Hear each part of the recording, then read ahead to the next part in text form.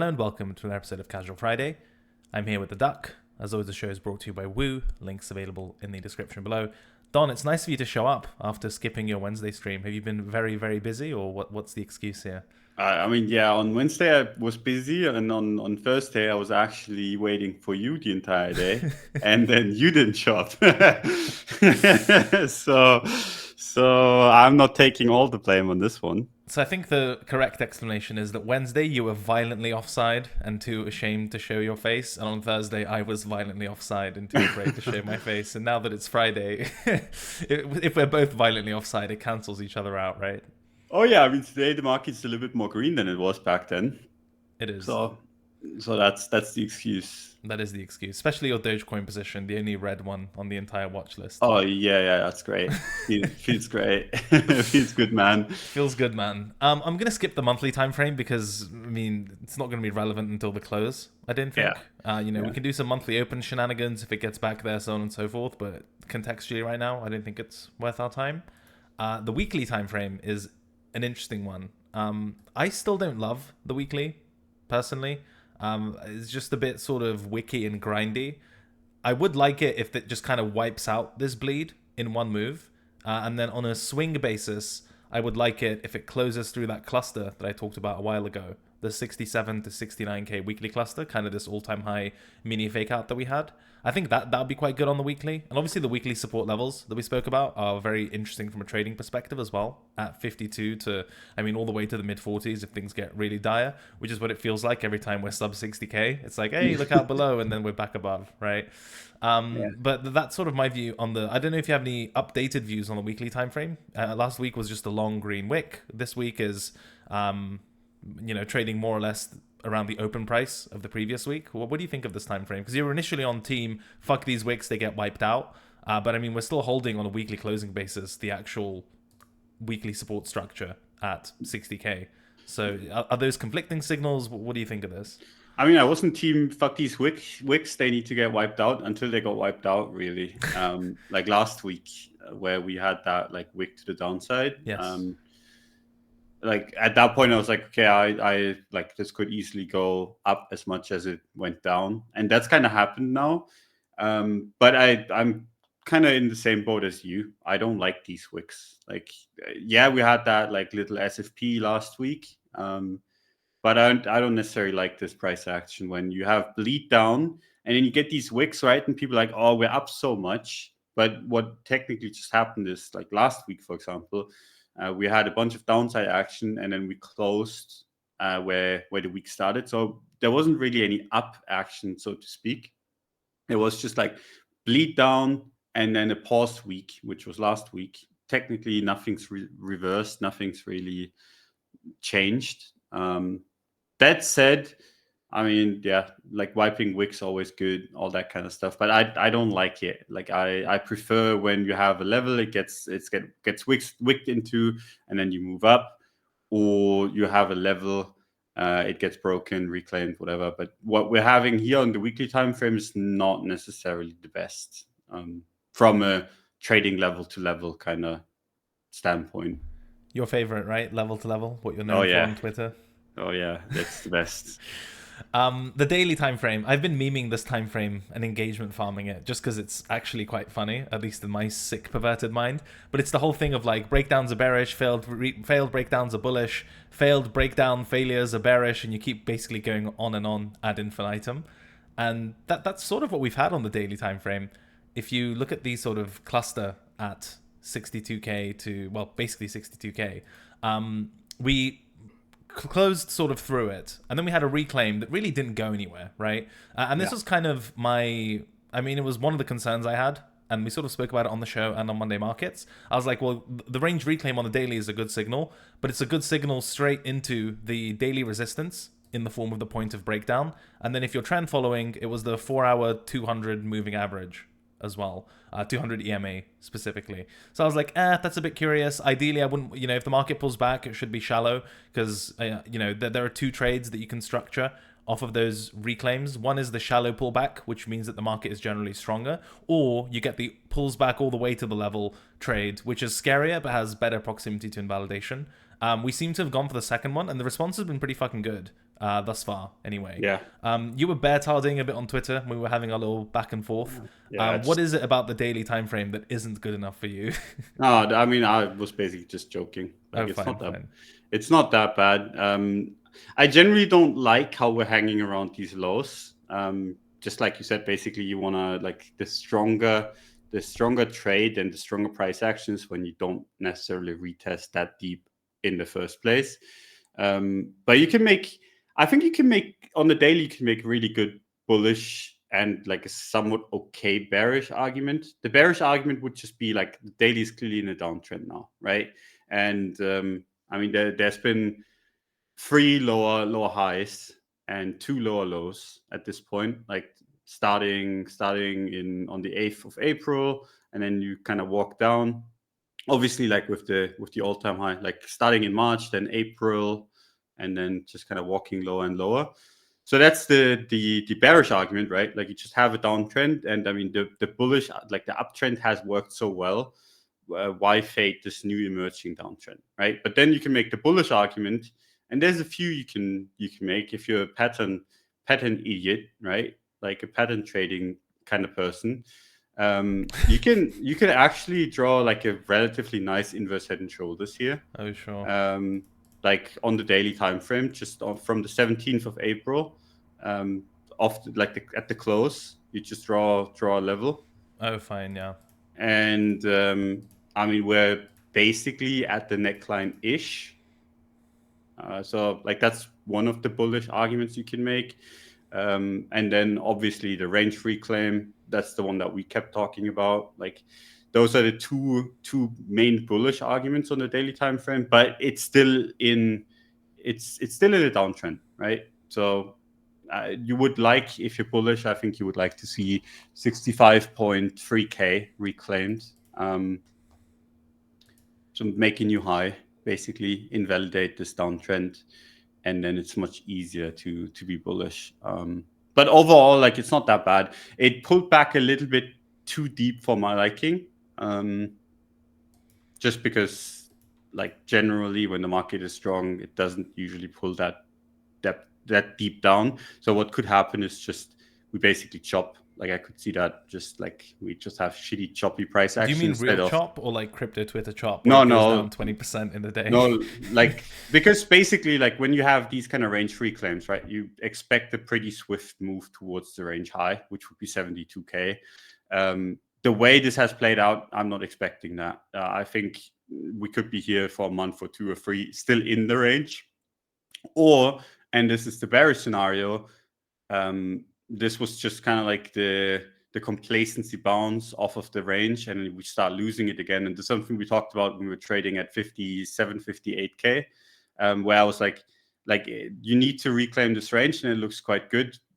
But the worst case would be reclaiming the range and then actually losing it again, because that's a ginormous sign of weakness. And then I think we would be heading towards like 52k and lower. So failed breakdown failure, Don.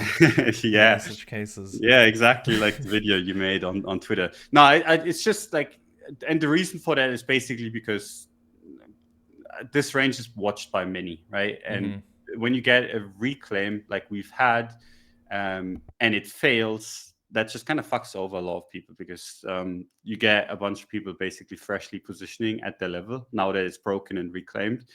And if it starts failing, it's very, very obvious to see that there's actually just a major weakness in the market. And I think that will lead to a bigger washout. So that's the one thing to watch. You really don't want to lose this range. We came quite close yesterday.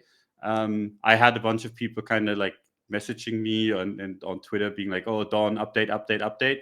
But I generally, like, to me, when the range is not lost, the range is not lost, right? Like you know my chart. I don't know why people are freaking out before you get the closes. And the close was okay yesterday, or the day before yesterday, and yesterday obviously too. So unless we start closing back below 61k, I think this is still, TA wise, is still decent. I am worried though with this having pulled back that deep, like you said. So it's essentially a new version of Pick Your Fighter, right? So previously it was break down or bearish reclaim or bearish retest, and now it's what failed breakdown failure versus I don't even know how to fucking articulate this thing. It's downtrend versus range reclaim. Okay, downtrend versus range. That's the title, I guess, of the video. Oh yeah, and I think it's actually quite like the problem that, or like not a problem, but generally when you look at this right now, the range reclaim is somewhat confirmed, I think, above 65. So technically speaking, where do you get 65 from, by the way? Is it just like the wick, or like the 16th of March, the lowest close there acted as like support on the 2nd and 3rd of April. Fine, yeah, got it. And basically it's somewhat like, it's a little bit of a midpoint of the range, not quite, but it's good enough for me. Nice little Narnia level here, pulled straight out your asshole, mate. Oh yeah, but I've had it since basically the 18th or 19th of March, so for quite a while. To be fair, the actual mid range isn't that far away. Depending on where you anchor it, it's at 67-ish, so nothing crazy. It's just slightly more conservative. It's the high of the 22nd of April if you're going for mid range. If you're going for it's basically just front running the mid range, because if you wait for 67k, right, at that point you've completely lost the profit you could make in the range itself. At that point you have to bet on range breakout essentially if you're gonna take a swing at it. So basically, if you want to front run the range, like still take a little bit of profit, that's the level. If you want to be completely conservative, the actual mid range, probably better. But basically, I think there is a short setup here that is quite aggressive, because basically, if you reclaim 65, in my opinion, there's a good chance it just keeps going to the range high. So you have a clean invalidation, like close above 65 would just invalidate the bearishness. And then the target on the bearish side of things would just be 52k. You would just basically bet on this range breaking, this being a trap. And they won't trap me. Like, that's the bearish setup. And the bullish setup. Grant. Hashtag Grant. So good. Do you have it in the news section today? I don't. If you know, you know. If you know, you know. Anyway, and the bullish setup, which you have one here too, would be basically a stop loss below 60, entry like roughly where we are right now, and then you just target the range high or higher. That's equally as aggressive. I think both positions are very aggressive, and both positions could take actually quite a while to play out, because, like I said, could just chop given recent price action. Listen, I'm setting us up for the perfect hedge by putting the risk reward tool on. So the long one being more or less an entry at market, stop below yesterday's low, target the range high at like 73 or whatever. Yeah. And then the bear tard clout version is also entry at market, because we need those WooX fees, right? We do. Entry at market, invalidation is going to be a close above the 65 level. I'll give it some place to slip. Let's say 66 is the invalidation, and then the target is 52. So there you go. Well, also I've just managed to unintentionally rig them such that in either case you get about 3.7, 3.8 R on that. Well, look at that. So now it's just going to spike both stops and go nowhere. And I mean, that's also not necessarily too unlikely given how the market has been acting. Right? Thank you for giving us two financial advice level trade signals, Don. Yeah, I think I should save this as a template. I think they're both actually not that bad, because it is a little bit like we're hanging on by a thread in the range, but also we did reclaim the range. So this is kind of like the point where it has to make a decision. If it doesn't make a decision, like, we're in purgatory for a long time, because then it's probably just gonna be fucking sideways forever. And but that means alt season, right? About that. But yeah, I don't know. We'll see how it goes. I think of those two setups, I like the bearish one better. But is there any particular reason? Is it the fact that we went so deep to retest the range low? Is it just that, or is it something else? And I think like the bearish setup is nicer, because if it plays out, you're gonna be done with the trade in like 5 days. And with the bullish setup, you'd probably be sitting in that trade for 3 weeks. Oh, So interesting. Okay. so it's just like a yeah. Theta. Yeah, you're probably not going to be like, if the Bears win, you're probably not going to be stuck in that position for too long, because you actually just get like lifted out of it at 50k to support in like a couple of days. If the Bulls win, I think it would be more of like a climbing a wall of worry, so to speak, like just go slowly, and then like at some point immediately. But I think that would be further down the line. Didn't I ask last week, like, is there a chance that if the range reclaim comes through, that it kind of just slows down or is shit and aggressive? Didn't you say no, and that you'd expect it to Yeah, I move said, quickly? yeah, I thought it would. And this is basically why I even entertained the bearish thought, because I thought like this would go. Oh, I And see. it So the didn't. And absence of that is not bullish yeah, in your view. I mean, it's just kind of like, it's a little bit scuffed, right? Like, you reclaim the range, you have everyone by the balls, and you just let them out. Like, it's not like the range loss actually led to a big down move, right? And this is kind of like where my troubles come in. So basically, we lost 61k, and we went down 7%, right? That's nothing. And then we reclaimed the range. So like those people that got trapped underneath the range, they really didn't lose that much money, especially if they held their position till like the day before yesterday, because that just kind of pulled all the way back towards 60k. And then they're down like 5%, even though they were completely and utterly out of position. Like, that's just not as strong as I would want it to be. So to me, like, that it should have stopped at 63 or 62, high 62s, and not gone all the way to 60k. Like, that just screams like a little bit of weakness to me, or like just that it needs a little bit more time. But both of those things are not necessarily optimal in my opinion. But I mean, I could also just be wrong. No, you can't be wrong. There's a long and a short setup. And then True. even if it tags the stops, those were like wide daily close stops Oh for yeah, visual yeah. purposes. I mean, always. Always.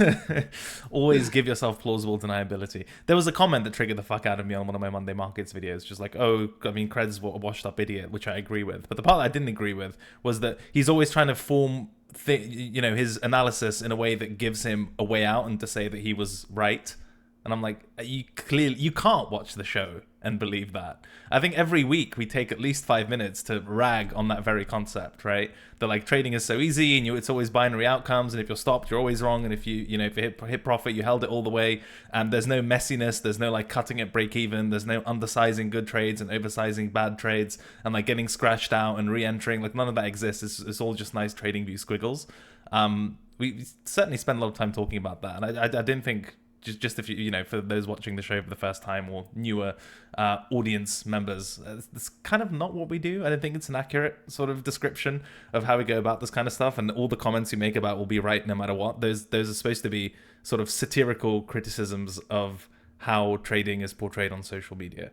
And if that goes over your head, then do us a favor and fucking click off and just don't watch this show. Fuck off. Watch some altcoins you should shield to your grandmother on life support YouTube videos with open mouths and 50 fucking ref links. At least we only have one, teehee. But yeah. Yeah, I mean, I actually think it goes over a lot of people's head, where they're like, oh. I guess that's how it works. But I mean, fair enough. It's just like when you've been around for a while, right? Like at some point, it doesn't really matter what other people think, like in regards to trading, about what I do or what you do, right? Like it's just like we're just like doing our thing, and some people just are not used to, I think, people just talking freely instead of trying to look the best that they can at all times. Because at the end of the day, and I feel like, I mean, that's true for me, and I'm pretty sure it's true for you too. Like I couldn't care less anymore.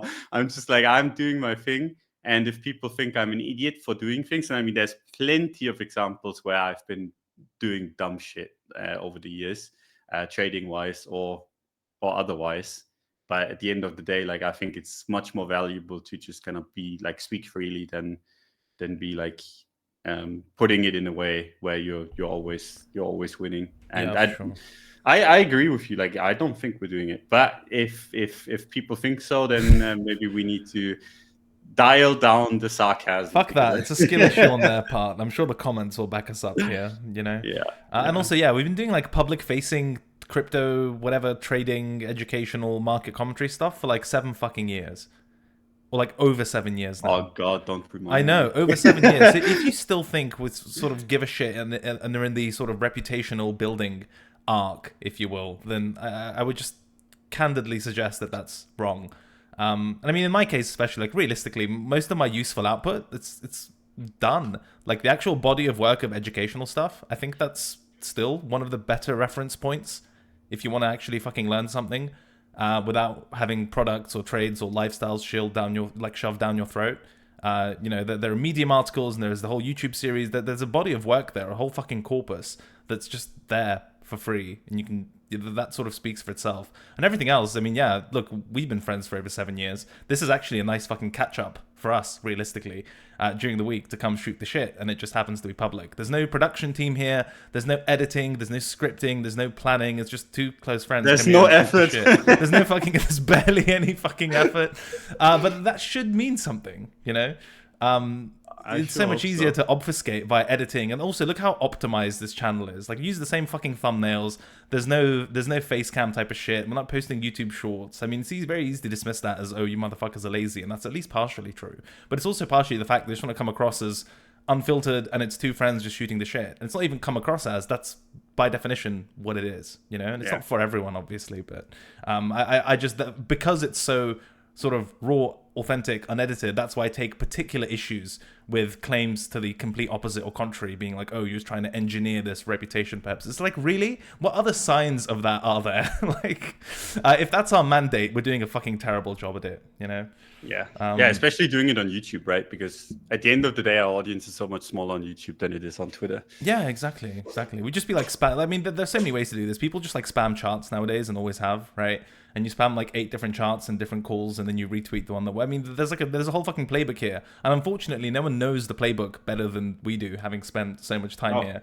We should actually write the playbook and then sell it. I mean, dude, don't tempt me. But yeah, anyway, enough self-aggrandizing nonsense. I've got the long short ready, Don. Ever since I entered both trades at market, it's gone nowhere, and I've lost half my account in fees on WooX. So thank you very much. Yeah, but I mean, those fees go to you, so. Hashtag a link in the description. So that's BTC. Fine, fair. What was the title you suggested again? It was Range Reclaim versus... bearish trend. No, what was it? Lower high or some shit? Fuck. No, it was bearish trend versus daily reclaim or something. The range like reclaim, whatever. Like, yeah, there we go. Speaking of bearish trends, ETH BTC. Someone complained that I didn't cover. Dude, I skipped ETH last time because I didn't think it was a good use of the audience's time. People were like, oh, this is such a bottom signal. You're like skipping ETH and didn't talk about it. It's like, brother, what the fuck do you want me to talk about, realistically? Like, ETH BTC at this point, I don't know. There's nothing new here. We've talked about, I mean, you were liking the weekly time frame. Or was it the daily? No, it was the weekly. It was a reclaim and it failed, as usual. Yeah, wait, which one was it? What was the level at the time? BTC, it was from the 8th of January on the weekly time frame. Like the lowest close, and we had like a reclaim on the 22nd of April. 8th of January. 2024 on the weekly time frame. Oh, this is like a very recent one. Yeah, okay, I got you. And I was like, if it can reclaim like basically the cluster of the 25th of December 2023, at that point, like, I mean, just fucking go up like that. But it didn't.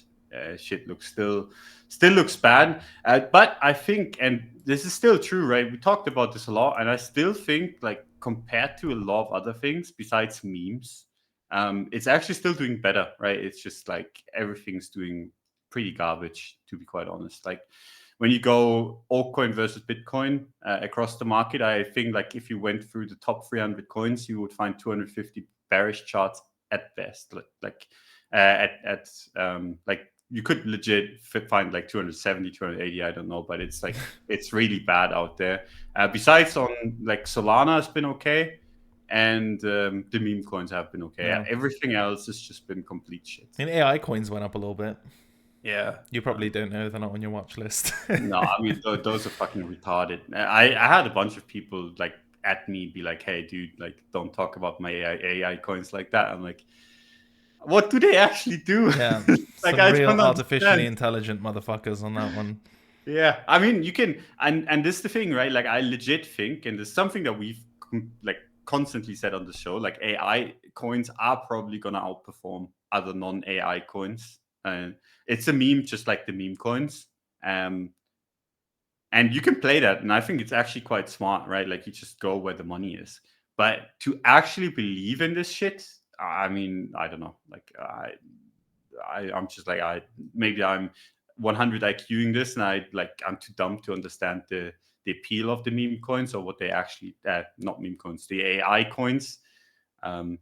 Freudian slip there, because I think it's the same. Like, it's a meme basically, and I think, like, I don't think I'm not getting it. I think that just like, and people are like hopping on the hot topic of AI rather than actually having something of value. But I digress. Is that what I think you can say Yes. that? Yeah. Anyway, doesn't really matter. Like, those are the few sectors that have been doing well, and I don't really hate on people that trade it. I just hate on people that actually believe in it. Makes sense. Yeah. I just think if you're going to sort of embrace the profit maxi, cynical, I'm just trading symbols type of thing, just fucking do that to the full extent, you know, versus trying to give yourself some intellectual cover or plausible deniability. Like, I've legit seen some tweets and threads being like, well, meme coins are bad for the industry, but AI coins are the future. I'm like, mate, there isn't enough of a difference between those two things to make such strong distinctions, you know?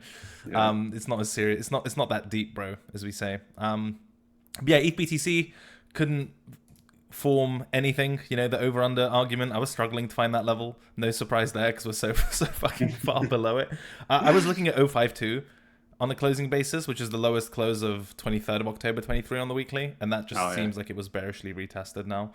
Yep. The daily is just kind of bleeding towards the same range low. You know, there was a lot of hype around the 9th of January 24 daily time frame wick spike, but now we're going to be spiking it for like the third time, or Yeah. we have been. So Uh, whatever. This thing's like anemic and non-responsive, and you wouldn't expect it to trade just like a normal liquid instrument, because it's kind of more of an index type of thing. I mean, obviously people do trade ETH BTC and it's a listed thing, but it's not the same thing as like BTC USD, for example, right? But I still think some basic technical insights work, and the technical insights is that this bleedy downtrend hasn't been responsive around the lows, and it's literally just like one green week and just gets fucking smacked back down, matey, as they say on crypto Twitter. yeah. I So mean, the monthly's also been, that's the I've just clicked on that time frame as you were saying well, that. Yeah, perfect. if there's like a Yeah. band-aid rip time frame, it has to be the monthly. Maybe Yeah. that will sort of It's take us setting out of up this. nicely, honestly.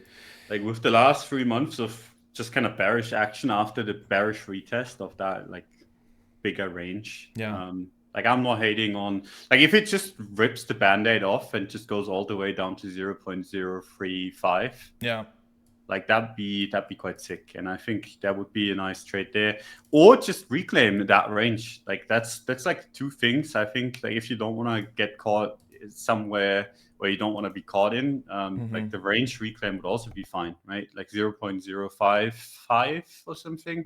yeah. Reclaim that, and it starts looking much, It's the much lights better. on. Yeah, the lights go back on.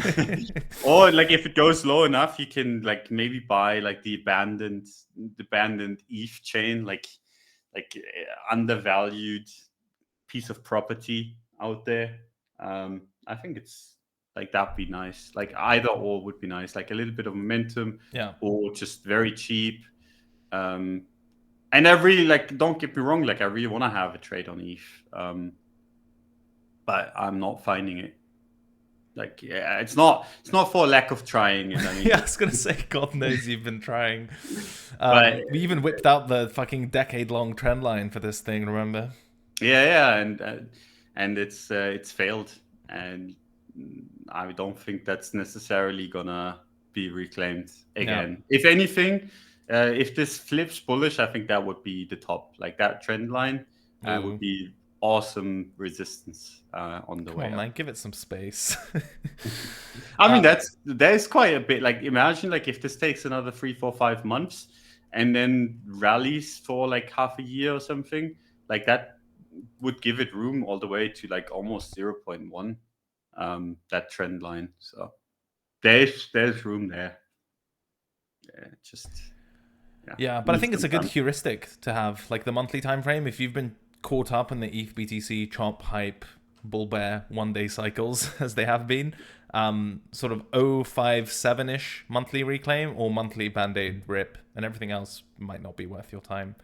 Still been one of the huge opportunity cost sinks in general, it feels like, for this market. And that's not only because ETH BTC looks like shit, but I think it's more because how it makes people rebalance and reposition. So like if you're bullish ETH BTC, I've seen a lot of very early, just for like a year straight now, rotations towards, okay, ETH BTC is bottoming, so I'm going to swap my BTC for ETH and rebalance from like Solana meme coin stuff into layer ones and shit like that. So that's really the expensive part of the trade, I feel like. Like ETH BTC on its own, sure, but then rotating sort of the subsequent trades that it makes you take and the portfolio impact it has, I feel like that's been particularly expensive because the whole ETH eco layer one stuff has been it's been a tough one to benchmark against the rest of the market. Yeah. ETH USD, Don. 2K, 3K, 4K. I mean, it's still the same. But like this is like when you look at the ETH USD weekly chart, this is exactly what we're talking about with that whole wick shenanigans, right? Like this is just not great. 3K has been tested 1, 2, 3, arguably 5 or 6 times, depending on how accurate you want to be. And that in subsequent weeks almost, like that's not great. Like a level that you wanna see hold trades a little bit different. Not always, obviously. Like sometimes you have these levels that are just like they just keep on holding. But just generally, like it makes it much more uncomfortable to trade the like level. 6K BTC, right? Yeah, like I mean, it's nice to buy that level on the first test, and it's still okay to buy it on the second. But then the further down you go, like the more risky that same trade becomes, and the less of a reward you're most likely gonna get too, right? That bouncing ball analogy that we've been using for years and years, of basically like you have a support and you have like a ball just bouncing on it. Like the highs get lower and lower and lower, and so yeah, I don't like to take those kind of trades. Like you get too many tests of a support, I'm just not interested. That doesn't mean it has to break, but I think at that point you're just like, okay, I'm gonna buy higher or lower. There's going to be better setups elsewhere, and I think that's pretty accurate for ETH. And if this continues to happen, I mean, it's like one of these times where you can actually short support too. I wouldn't necessarily advise it for it right now, but like if this happens for another 3, 4, 5 weeks, at some point I'd be like, okay, like I'm just expecting this level to fail and basically teleport to the next one, and that would be 2.5K, and that's quite a nice gain on the short side of things. I don't think we're quite there yet in the terms of where you can risk shorting support, but longing it is not something I would even consider at this point. I wish I had any money left to short support, but I shorted 60K the first 6 times you were bearish on it, and now I'm liquidated. Well, was I short bearish on 60K? I don't even remember. I don't know. The comments will tell us. But it's just all the casual Friday episodes, like, these bounces a week, and then it would like bounce a little bit. Oh, you mean the daily range? Yeah, the BTC daily range. Oh, because I was like, what exactly are you talking about? I mean, it ended up breaking down. Yeah. The one time I didn't short it. Well, the people in the comments did. Like I had someone come in on my live stream and be like, "Hey, dude, I'm partying right now. I made 100 grand on your short idea." Did he close though? Yeah, and he was like, "I already closed it." I was like, "Oh, okay, legend." Like was in the club, and he was like, "Oh, sorry, I can't watch, but I'm partying right now because I made 6 figures on that trade." And I was like, "Well, cool, good for you. I'm happy to be of help somewhat." Yeah, catch 2 days of downside after fudding it for 4 weeks. Yes. Thanks for playing. I mean, game is game. Exactly. Oh man. I've got a watch list of altcoins. Should we start with Dogecoin and then see what else is cooking? Yeah. Okay. So give us a Dogecoin update because it's moved so much. Oh, I mean, basically, it hit support-ish. Like it hit And I mean, I know this is a little bit of a meme, but it hit monthly support on both USD and BTC, on the BTC pair, and bounced from there. And I was like, I just want to see a little bit of strength on this, and then I'm gonna jump in. Actually, pretty sure I said this last Friday. But yeah, anyway, Yeah, we talked about the monthly for sure. yeah. And then what did you like chase it up intraday, or what was Yeah, the entry basically, like technique? we started going up. I was like, okay, just gonna chase it. Now, Nice. like that just ended up being like a little bit below 0.15, and like I was pretty much immediately in profit, and it teleported higher towards like 0.17, right? So did you buy that like hourly consolidation at like 1.4-ish before it went to 1.7? Yeah, like a little bit higher, but like Okay. basically into that candle, like started there and then bought a little bit higher, chased it up. Anyway, it's not really like it went up quite a bit, quite fast afterwards, but it's not really been doing that much since, and it's almost back to where I bought it. Is your entry going to be support or resistance, Don? This is the real Oh, question. yeah. I mean, that's gonna show how good or bad the market is. Oh, that's the one indicator that matters. Your P&L. Yeah. P&L goes red, and I'm like, the market. We're cooked. We're cooked. No, but I mean, it's basically still the same trade, right? Like that I've outlined ages ago. Like $1 the target, and I wanted to add 0.1. I didn't get that. At this point, I'm not sure I even want to, like, if it goes back there, but we'll see. Like, if I want to add even more. But so, like, for now, I've been holding it. Not the biggest fan of the recent weakness, same as that I talked about on Bitcoin. Like, I didn't want it to retest support. And on Doge, it actually even failed it, right? Like when you draw, like if you draw a support at 0.1475-ish, that range, like low time frame range, lowest close on the 17th of April on the daily time frame, that got lost and reclaimed obviously the day after. But that's the sign of weakness to me. So I'm not entirely sure if I'm going to hold that position, to be quite honest. Maybe I'll just jump out of it. My average is just below 0.15. It's pretty much exactly where we are. So it's just like a wait and see, less technical type of meme. Yeah, I mean, I still think the $1 dream is actually not the bad one. But if I can, if this entire market turns, like if Bitcoin loses this range and starts turning down, I would actually be quite worried for the cycle itself. The way it's kind of playing out right now. So in that case, I might just ditch the position and try again later. Even if it's high, I don't really mind. Like even if I have to rebuy like 0.2 to $1 is still quite a nice trade. But yeah, I'm not entirely sure what to do with this one. Well, Don, if you read my amazing Twitter thread, I had 16 cents as giga generational resistance, and even name dropped you in the thread. So, you know. Oh, well, should have sold that. I switched the lights off. Well, fuck you. I'll take it out of your paycheck. Oh, great. Okay, that's very real. Speaking of selling things, you sold your Friendtech publicly at the bottom. At the bottom. I haven't got a good chart for this because I'm not going on Dex Screener. And it's not really listed anywhere apart from Bitmart, but it's at like $2.40 right now. It's not sorry, $2. Yeah, $2.40. We'll talk about this in the news section, but Friendtech is one we'll return to. Not quite a liquid alt play. Any others that we want to follow up on? I've got Ton and fucking Popcat that I've added to my watch list. But some of the old ones, for example, like if we go through it, I actually want to see what you think of BOME, Book of Memes. BOME. Okay. Well, right now, we do BOME right now, or do we do Friendtech right now? Let's do BOME and we'll do Friendtech when it's in the news section. Okay. BOME. I mean, it's not a bad looking chart. What do you think, Don? As one of the meme coins? I mean, what a fucking dumb name. Dumb name with a higher low on the daily. But yeah, it's not that bad. Yeah. Like TA wise, it's a pretty fresh coin. It's an uptrend-ish. Like, I mean, obviously broke down and everything, but like lower time frame uptrend.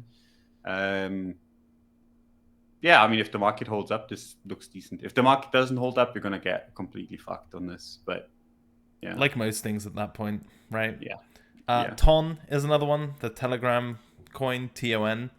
yeah. I mean, this has been a That bit of an outlier all around. Yeah, this one's been kind of interesting for a while.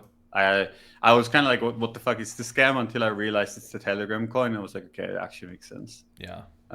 Is there a chart with more data on this? I'm just wondering. I've got the. I mean, OKX has quite a bit of Yeah, that's what I history, was looking at. but I don't know if there's more. I know that's quite recent coin, so. I mean, that's almost at all-time highs. Oh yeah, I mean that's really strong. Something we discussed on this show, I think, and even something I discussed on Wednesday streams. I was like, this is actually interesting. Like, this is actually one of the ones where you don't necessarily only have to have like the good TA. I think it's just generally interesting because it's Telegram. I have been told that this is kind of shit, just fundamentally wise, but doesn't really matter. And I don't know if that's even true or not. Like, I don't think that really matters if you have a name like Telegram behind you. And they've been really pushing this as far as I am aware. So, like, that's just not only good on the fundamental side of things. I mean, I'm not saying the coin itself is good. I'm just saying like there's a good name backing it, which is all crypto needs, really, right? No one really cares about the with the tech. standard that we have, yeah. Yeah, and like no one really uses the tech anyway. Yeah. Good relative strength though, also up fucking 10% today. Yeah, I think that's just generally good. Like if you find the bullish setup there anywhere, it's a decent kind of coin to just punt it Yeah, have and fun see where fucking it finding goes. setups on this thing, mate. Look at it on like the 15-minute or something. But yeah, maybe like some sort of cheeky breakout trade or market correlated pullback if BTC supports it. You know, that's at least one worth the watch list, given proximity to all-time high and relative strength today. I want to talk about whiff as well because it The did axe just something which faked is out, yeah. unusual for it, which is you made me buy the top on the daily close above $3.20, and I was like, well, Don's been talking about this for weeks, and I was above water for, well, not very long at all, and then I obviously got liquidated on the move down. So I know you haven't processed my refund invoice yet, but if I can get a TA update, given you put your entire reputation behind the $3.20 reclaim, and it sort of looks dubious now. No, I mean, I said you have to be bearish this thing unless it's above 320, then we can talk about it. Now, we never got to talk about it. We can talk about it. Anyway, yeah, I mean, I was basically like the first time that's faked out anything, really. Yeah, it went from baby pips to BitMEX price action. Yeah, and I mean, that's kind of the market right now, generally. And this is kind of the danger of when the market goes into PvP as aggressively as it has. Not great. Like you get these kind of breakouts that get stuffed. I mean, if you bought the breakout at 3.2 and now it's retesting it from the underside, like, yeah, I don't actually know. Like, there's a reason why I wouldn't want to trade this. Oh come on! If we weren't recording, you'd be like, if you have the luxury of it retesting your dog shit entry, get the fuck out. Oh, I mean, yeah, I mean, I think the bullish setup is cooked with the false breakout, right? The thing is, like, what do you do? Like, if it reclaims it again, are you just like, okay, this is like? Well, then it's failed breakout failure, which is the most bullish fucking pattern in the world. Fair enough. For me, like, I don't trade these things necessarily too much, just because of like, yeah, I just don't ideology. Like them. Yeah, I just don't like them, and I mean, this meme seems quite forced to me, but yeah, basically reclaimed 3.2, which was nice, and then lost it again, which is quite bad. Like breakouts that get stuffed really bad, especially if it's above a range. Mm-hmm. Technically still in a downtrend, right? Considering, like, depending on how you define, like, or like how you look at it, because technically we made a high on end of March, and then we made another high on the 9th of April. That was lower, and then we fell back in the range, and now we made a third high that was lower as well than the previous two. So yeah, I mean, this is not the best, but it's also not, like, at least it broke out. But yeah, I obviously don't necessarily wouldn't want to be in a long right now. And someone's going to point out the higher lows as well. You already know. Yeah, the micro higher lows. You could argue that there's higher lows on the micro level. Yeah, I don't know. Like I at this point, like if I was in the long, like in the breakout long above 3.2, I would take profit into this. Just because take profit below your entry, or like not take profit but close the position. I mean, you can never lose, dude. On the show, you can never lose. If you're underwater, just take profit. Simple. Fucking market makers hate him.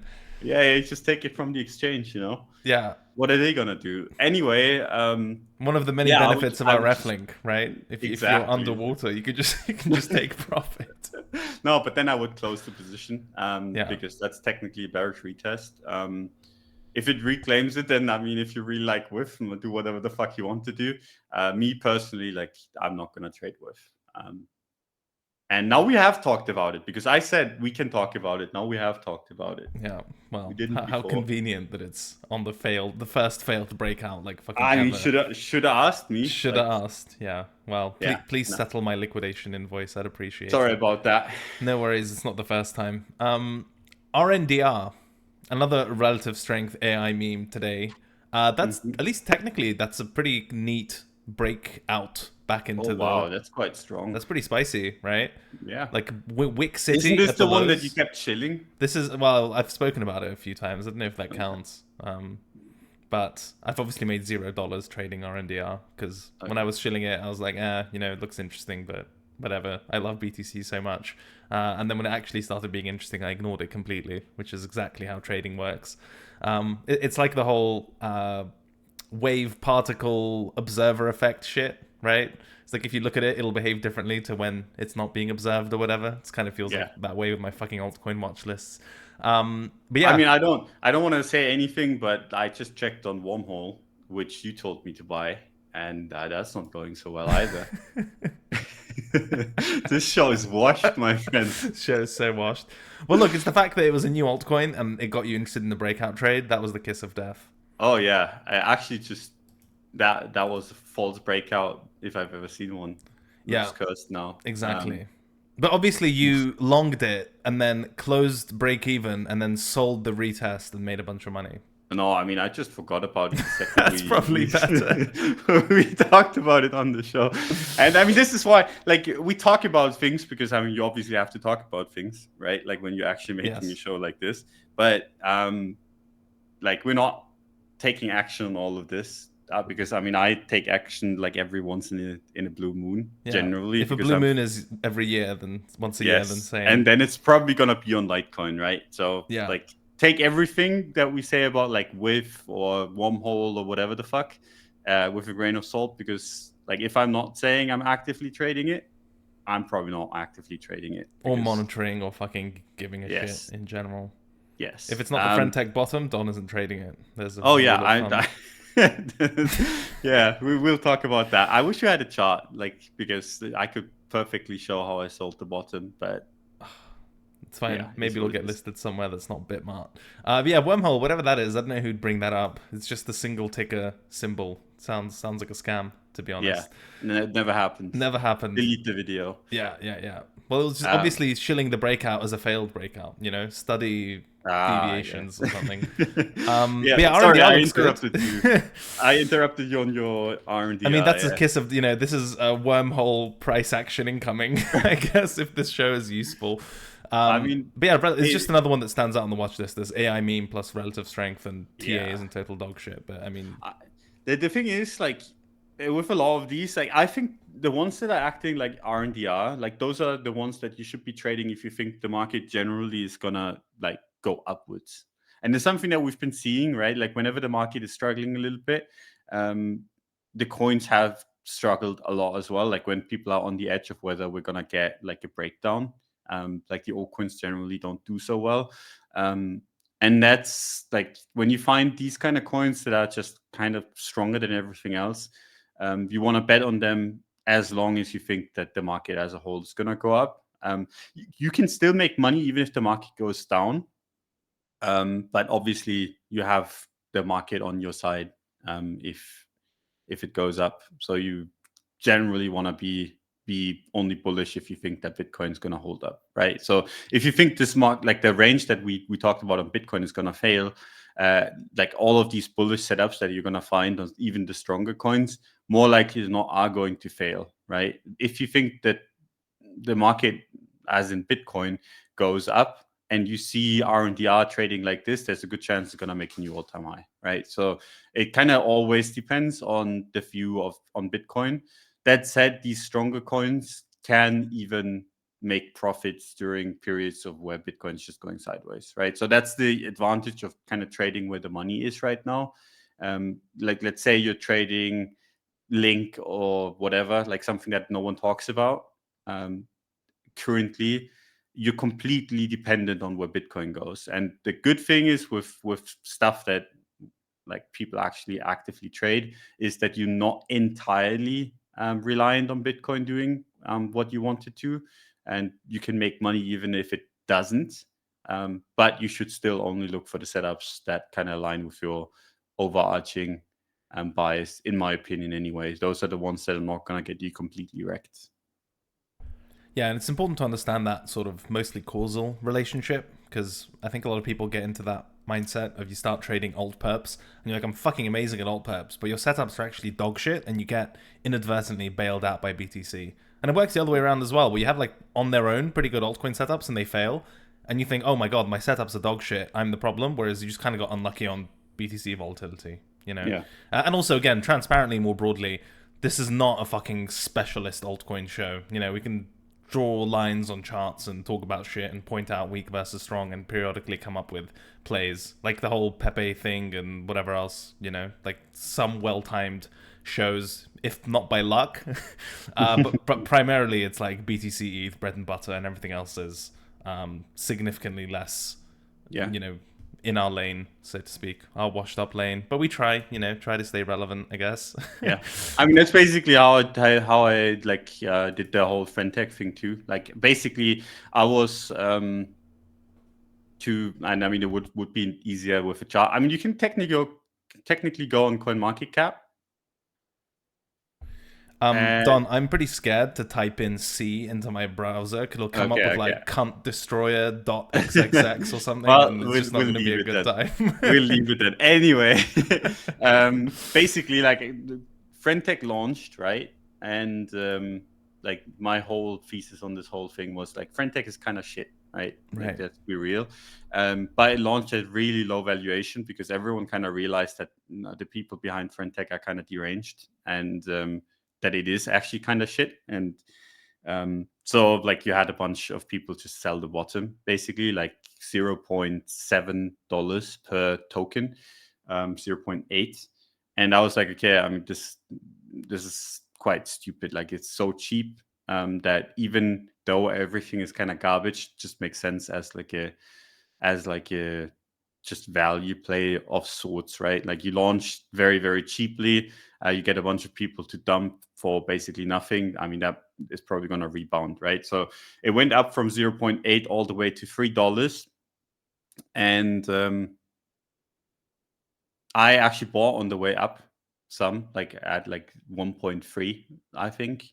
And I was like, okay, I just think it's going to go up. Tiny amounts. Like this is all like play money we're talking about. And then it went to 3 and the market kind of started going down, and that's where like friend weakness came in. And then I'm just kind of like, okay, let me just trade Bitcoin on this thing, right? And then I was like, okay, I think Bitcoin is a little bit more like weaker than I would like it to be. Let me just basically close the friend position. The trader brain comes in, and given it's such a small coin, it doesn't really matter as much, right? So you can be right on the Bitcoin direction or weakness or whatever you want to call it, and still be wrong just because like when you have a tiny market cap thing, it can move wherever the fuck it wants to. So basically that was what happened. And I sold like 2.1, 2.15, I don't quite remember. And now it's trading at 2.4. Even though Bitcoin hasn't really moved. So like that's kind of what I'm talking about with if you trade stuff that is actively moving independently somewhat from Bitcoin, you can make money even if on the off chance that you might be wrong on especially the low Bitcoin market direction. cap stuff, right? Yes. But also, obviously, these things can go to zero at any point, like the very low market cap stuff.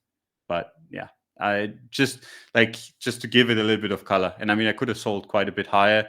Ended up making money, obviously, on this whole thing. I mean, it's an airdrop, so like that's free money to begin with. But yeah, so basically, like if I trade these things, and I kind of use my framework because I am a boomer, like I'm a Bitcoin trader at heart. I can get things hilariously wrong, even if I get Bitcoin right or whatever, just because I'm not the value investor in crypto. I just trade these things when I think something is like hilariously underpriced or overpriced, and then otherwise I just look at Bitcoin and make my decisions from there. Or the S&P, like a certain point in time. Oh, that was cursed, dude. Fucking cursed. Very cursed. So insert Gainsey quote here about whales selling making the bottom, Don. Oh yeah, So I made the bottom. thank you very much, I guess, from My pleasure. friend holders. There are other alts which look structurally interesting, be it at support or resistance.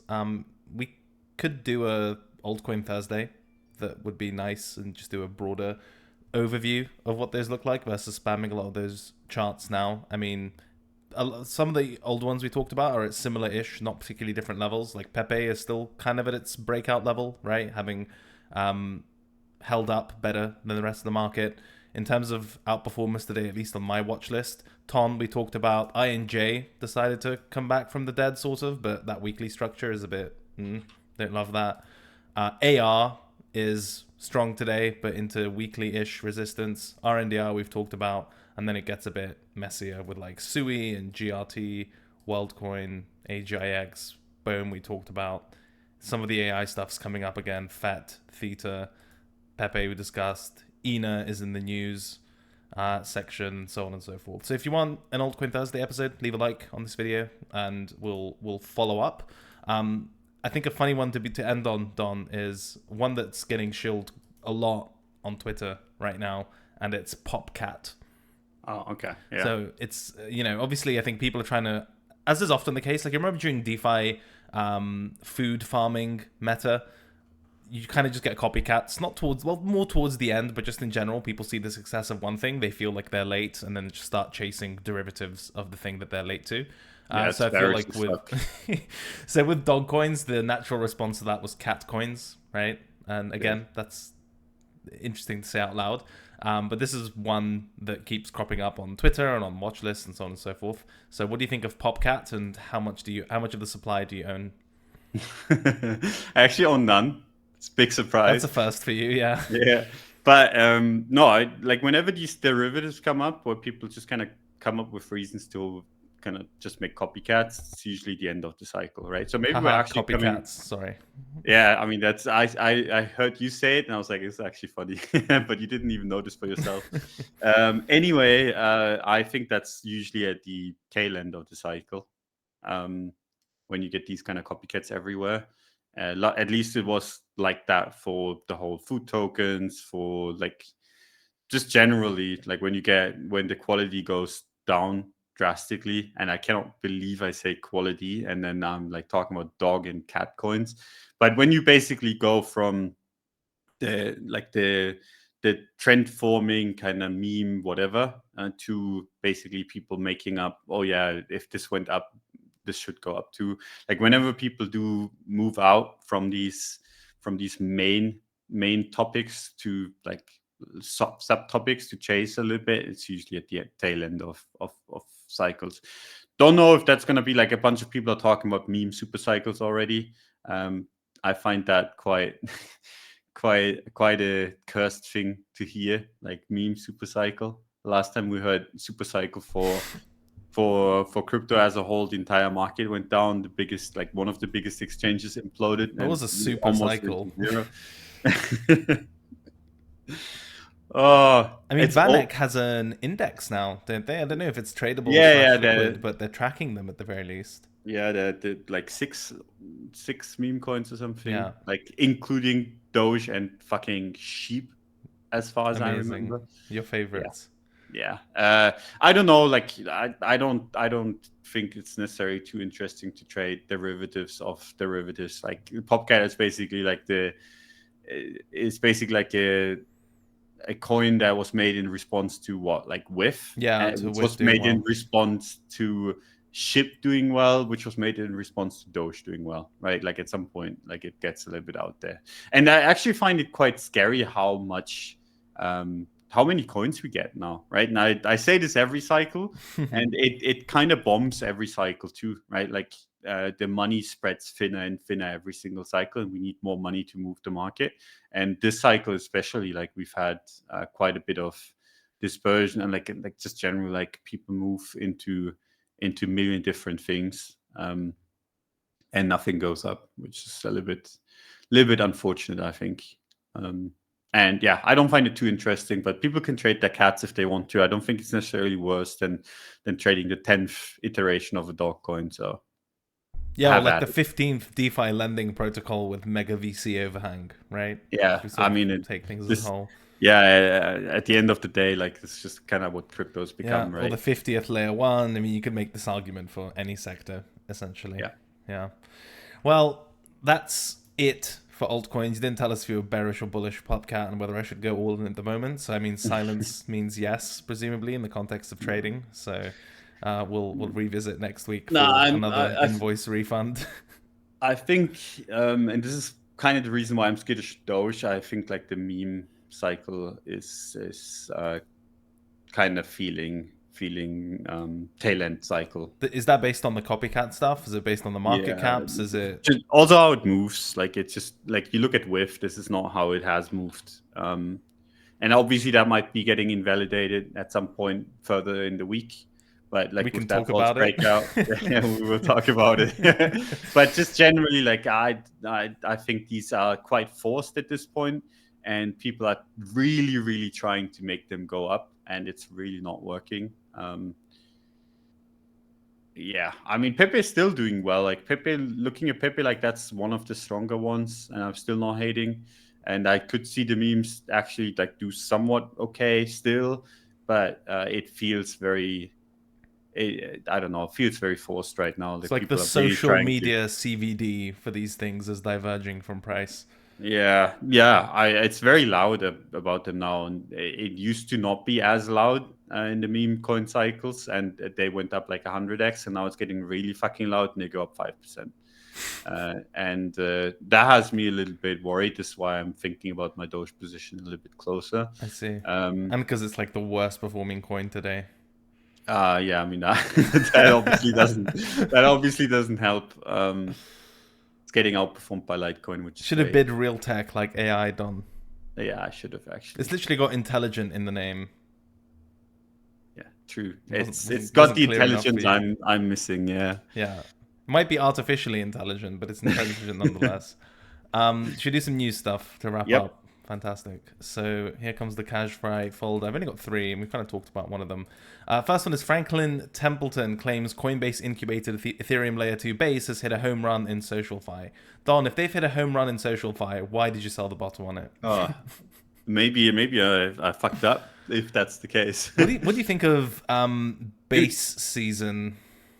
I mean, I'm not hating like on the whole base thing, and on the whole base season thing. It's just like friend tech really fucking sucks, right? Like you cannot tell me, like anyone that's really used this thing, like you cannot tell me it doesn't suck, right? Like everyone knows it sucks, and everyone kind of like the whole. I mean, they worked on the version 2 of Frentech for how long? Like 6 months, 9 months, something Yeah, it was like in 8 months or that something. range. Yeah. And they came out with like a product that just kind of like completely and utterly sucks. They launched the worst fucking way possible, basically making people sell the bottom by design, which I mean is great for traders like me. Like I mean, if I had a little bit more money on chain, like I could have made quite a bit of money on that trade. I didn't have as much lying around as I would have liked. So I didn't like barely made any, because basically like if you get forced selling like this, it's an opportunity. But long term, that's obviously bad, right? Like you don't want to like hurt the people that have been using your platform by making them sell the bottom and then just kind of like making people hate the product. It's obviously a bad move, right? So I don't know, like the whole social fi thing, like everything that I've seen just kind of sucks. And people really try hard to make it work, which, to be quite honest, like I'm not hating on social fi as a whole, like as a trade. Again, That's you're because already front running, Don, because the second article is about Fantasy Top and Pump.fun break into top 10 crypto protocols by fees generated. Yeah. I know Pump Fun is a bit different, but Fantasy Top is definitely a social fi type of narrative. So as a massive macro crypto Twitter KOL influencer, surely you should love social fi. Yeah, I mean, you can make quite a bit of money, right? Like with FriendTech, for example, like I looked into it. I was like, this could be fun, right? Like if this is well done, like it could be fun. And I think that's just generally like the social fi thing, right? Like all of this is well done. It can be fun. It's actually a use case for crypto for once, right? Like you can use crypto and you can have fun, which I think is quite good. And this the only thing that really makes it interesting. But when you then go down and actually try these products, they just kind of all suck, in my opinion. It's the problem that I have with it. Not necessarily the whole social fi thing. It's more so that the products that do exist kind of suck. And maybe that's just because it's new, whatever. Fair enough. But yeah, I think I'm kind of like over it. I'm probably not gonna try any other. Like I've been like people have been asking me to move into that whole card game. What it was called? I forgot. That is Fantasy Top. Yeah, Fantasy Top. Yeah, whatever. And you can make a bunch of ETH as an influencer quite easily. You just make an account and then you get a bunch of ETH. And generally, like I really don't want to be the guy that hates on things that are new, right? Like I think trying these things out is almost always worth it. I mean, I got $100,000 airdrop, like a failed airdrop too from FriendTech. Like it went the worst way possible. I think it could have been like at least like 3 times the amount. You also spent some ETH, right, for those points? Like you were buying keys and shit. Oh, I mean, I had like in total like 30 or 40 ETH on the platform, and I pulled out I think 60 or 70 before like I was basically just playing around, having fun, didn't really care if I made money or not. Made some money trading people and doing that whole stuff, just generally. Not much though. Like probably like at the end of the day, might have been plus minus zero. I don't really like. I was just like having fun, didn't really care. I just wanted to see what other people do with it, basically. And then I got a like $100,000 ish airdrop out of that. Which I think almost anyone that tried it early enough, like I wasn't really particularly early to it. Like that was just a good thing to do. It's the one thing that I always recommend, right? Like you just get onto these things and you just try them out. And you really don't have to put much money on them. You just try them out. And then oftentimes you get an airdrop that makes it worthwhile. And if you don't, at least you know what's going on in crypto. Anyway, so I don't want to hate on the new things. It's just like I'm over it. I've had enough. I'm not saying no one should try these. I think generally you should always be trying things, especially with smaller portfolios. This is kind of the way to get a jump into a higher portfolio tier, so to speak. But yeah, I don't know. Like I've had enough of it, and I think all these apps are like most of them suck, and I don't want to have much to do with it anymore. But I'm if something cool comes out, I'm never above trying things. I'm just right now I can feel the fatigue already setting in of like having used something and it being shit. Bro, just let me buy your card on Fantasy Top. And then I'll just bully you into tweeting. Okay. Thank you. I mean, there's a bunch of botting and shit. There is a ton of botting going on. Like I don't want to get my account, like my Twitter account, banned for like getting botted. Dude, if your Twitter account gets banned, you're never coming back, are you? No, I mean I'd be like whatever. You might feel happy. I might, but no. So like I'm just kind of like there's always ups and downsides on these things. As an influencer, the upside is that you get free money, and I'm not gonna deny that that is the case. Like so, for example. Like you're not only trying new things, which I think is already positive, but you're also just getting money thrown at you from these protocols, which is also like for an influencer positive. So like, I'm not hating on anyone that does it. I think it's generally the smarter thing to do. Just me personally, I've had enough. And pump.fun, while not SocialFi, is, you know, the whole lottery ticket meme coin articulation. It kind of just does that for you in the most straightforward way.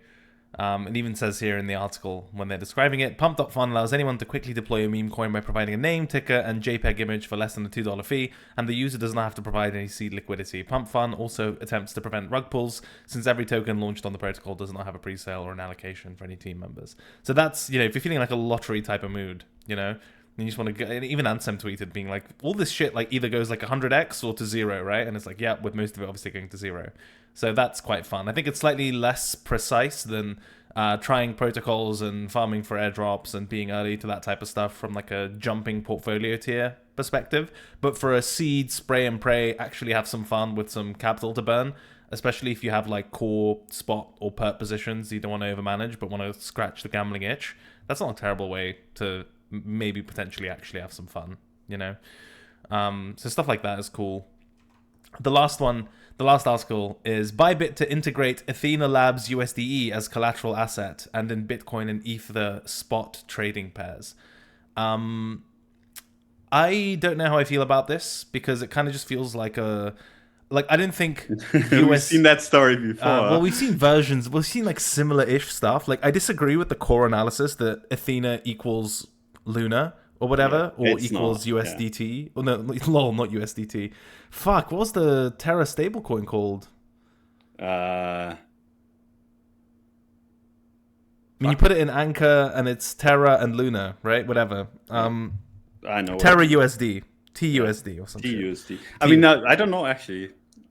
Because there's so many stablecoins. Can you fucking Google that shit or whatever? Anyway, I don't think that comparison that, USDE... or this protocol, Athena protocol equals Terra, I don't think that's accurate. And like a lot of the really smart stablecoin people, like Nick Carter, also make that argument way better than I could on technical grounds. However, it's also not a stablecoin.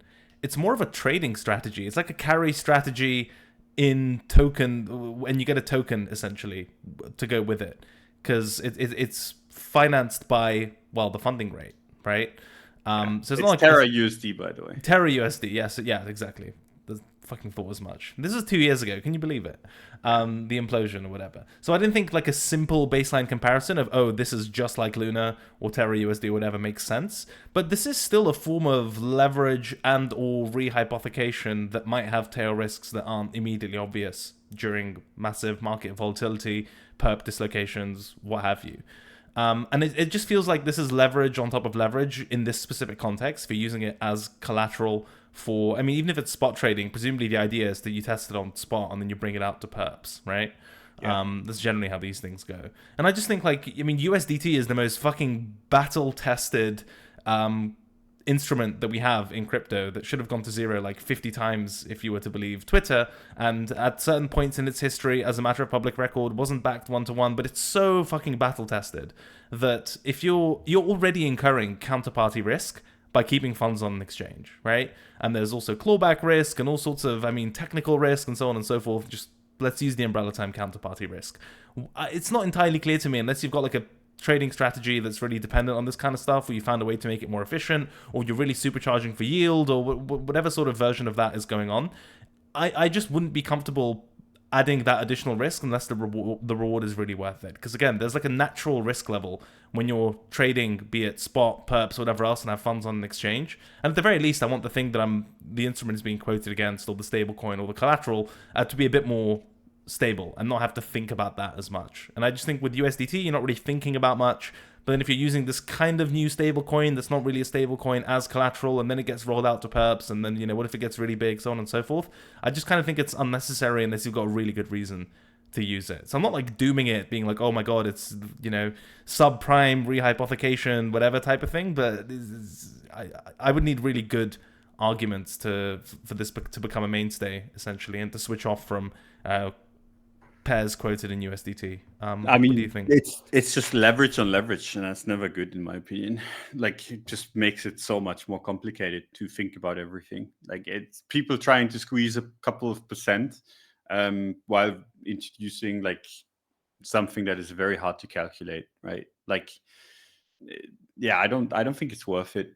Just generally from a trading perspective, like trading itself is already complicated enough. There's really no reason to overcomplicate it with something like this.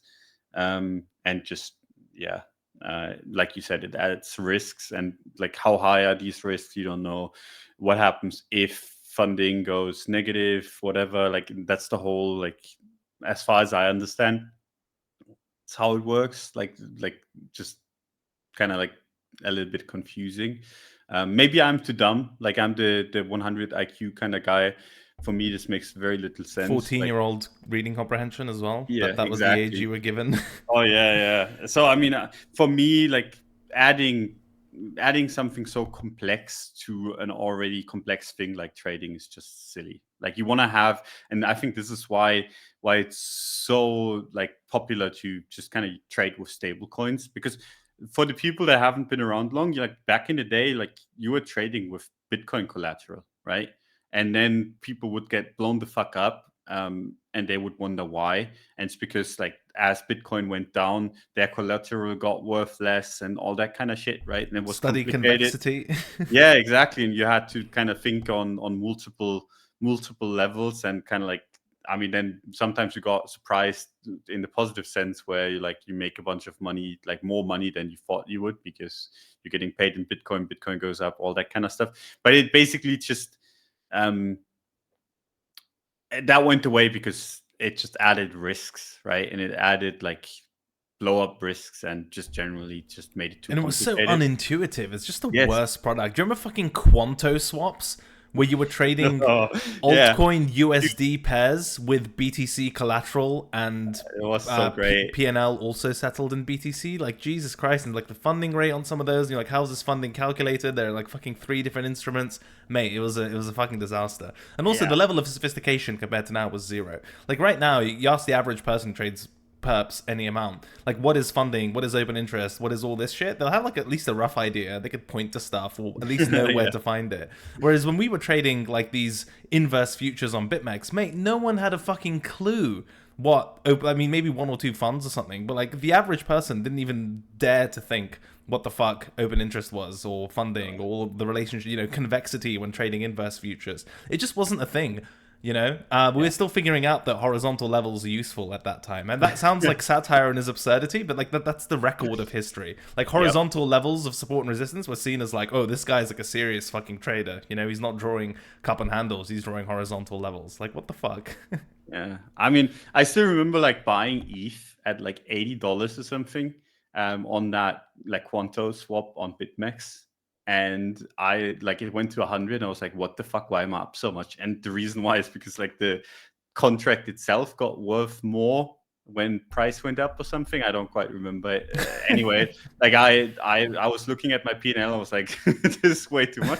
Like this makes no fucking sense. And then it went up high, and I was like, what the fuck? Like I don't understand the world anymore. And if it would have went down, I would have obviously like lost doubly. And I was just like, at that point, I realized that I really didn't know what the fuck I was doing with these kind of contracts, right? And nowadays it's simpler, but if you kind of make it more complicated like that again for no reason whatsoever, just to increase like what you can make by 1% or 2, I think that's not worth it. But that is coming from someone that really isn't smart enough to be using these kind of products in the first place. So maybe funds and like bigger players are happy to do it. Oh yeah, I'm sure it'll be great for like some fucking on-chain wizard quant DeFi firm optimizing for capital Yeah. efficiency, and they But fucking rehypothecate and get extra yield and loop it and suck their mom and all this kind of stuff. yes, but they're not immune to this either, right? If you look at Free Arrows Capital and how that all played out, right? Like using GPTC as collateral, and then like all that kind of shit. And at the end of the day, they just ended up blowing up. Listen, And Don, we need credit expansion for number go up. So I mean, at the end of the day, for trading, like from a trading perspective, especially the way I trade, which is just like I love when the market just kind of melts down and everything is basically on the way to zero. Like I think these kind of things are optimal. Like I love it. Like do more of this, and then the market collapses and I get to pick up the pieces, or the market goes up to infinity for whatever the fuck reason, in a straight candle, and I get to short I mean, nowadays don't really do that anymore, but like that's kind of like that's the dream for me. But I think just generally for the market, it does more harm than good. And so like when I'm commentating on these kind of things, I'm like, fuck yeah, give me that. But I can appreciate that I think isn't good for the health of the market, just as a whole. Makes sense. So almost selfishly, you want these things to get really big because of what might happen if they're not fully ready to be deployed. Well, crypto people will always find ways, spectacular ways to blow up. So and we're so good at like making bubbles. Yes, which is what this makes this market so excellent. This is what the market is for. Like literally, crypto is a way to kind of make a market that bubbles constantly and makes it accessible quite easily to everyone, so that the bubbles can do as much damage as possible. It's great. Study credit cycles, study Minsky moments, retardio. That's all I've got, Don. Any final questions, comments, concerns, shout-outs, notes, reviews, feedback? No, I got nothing. I've got nothing either. Well, that's all for this week of Casual Friday. Before you click off, we'd very much appreciate if you consider leaving a comment and a like on this video, subscribe to the channel as well, all that kind of stuff, which we say at the end of the show actually makes a difference. I say that, but I don't know if that's true, but it makes sense to say it doesn't cost you anything. Yes. Thank you to Woo for supporting the show. Their links are available in the description below. Hopefully they launch some Woo X copy trading stuff soon, so we can do like a copy trade, or counter trade rather, casual Friday altcoin type of thing to see just how bad we are. But I think there are some fun integrations we can do around that. They'll be cool for people to check out. So if you want to get ahead of the curve and be signed up by the time that comes out, just click that link if you want to support the show. Or don't. It's at the end of the day, it's A, your life, and B, counterparty risk. So just have a think, talk to a lawyer, talk to an accountant, and go get a proper job, escape from this hellhole of crypto. That's all from us. Have a wonderful weekend, and we'll see you next week. Bye.